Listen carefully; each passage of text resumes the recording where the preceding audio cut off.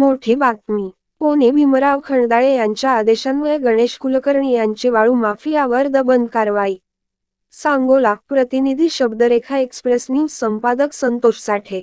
Sangola police स्टेशनचे पोको गणेश अनिल कुलकर्णी पोनी भीमराव खंडाळे सो यांचे आदेशान्वये सपोनी जगताप सो पोको 178 पांढऱ्या वैद्य धंद्यावर कारवाई करण्याकामी पोलीस ठाणे हद्दीत खाजगी वाहनाने पेट्रोलिंग करीत असताना जुना मेडशिंगी रोड खारवटवाडी येथे आलो असता या वाळू माफियावरती सांगोला पोलीस स्टेशनचे पोलीस कॉन्स्टेबल गणेश कुलकर्णी यांच्याकडून दबंग स्टाईलने कारवाई करून जवळपास 4.5 लाखाचा मुद्देमाल जप्त करण्यात आला आहे.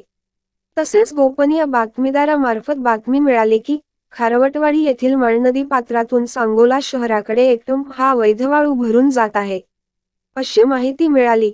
त्यावरून माननीय पोलीस निरीक्षक सो यांना संपर्क करून बातमीबाबत माहिती दिली.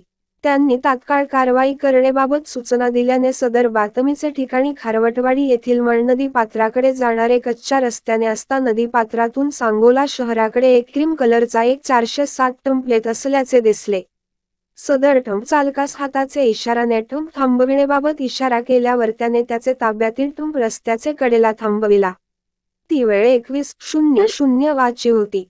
त्यास त्याचे नाव पत्ता विचारले असता त्याने त्याचे नाव प्रशांत प्रकाश खाडे वय 35 खारवटवाडी ता सांगोला असे असल्याचे सांगितले. पकडलेल्या टेम्पोची पाहणी केली असता त्याचे पाठीमागील हौद्यामध्ये वाळू भरली असल्याचे दिसून आले.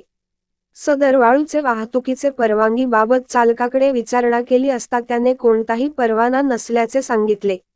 पकडलेल्या टेम्पोचे वर्णन खालीलप्रमाणे 4 लाख रुपये चा एक क्रीम रंगाचा टाटा कंपनीचा 407 टंप त्याचा आरटीओ नंबर MH130160 असा असलेला जु वा किय 5000 रु किंमतीचे अंदाजे एक ब्रास वाळूकिय पूर्णांक 4.050000 रुपये येणे प्रमाणे वरील वर्णनाचा व किंमतीचा वाळूने भरलेला एक क्रीम रंगाचा टाटा कंपनीचा 407 टंप मिळून आल्याने त्यावरील चालक विमे प्रशांत प्रकाश खाडे वय 35 खारवटवाडी ता सांगोला याचे सह पोलीस ठाणेच दिनांक 19 मार्च रोजी 21:00 वाचे सुमारास एक क्रीम रंगाचा टाटा कंपनीचा 407 टंप त्याचा आणलेला आहे.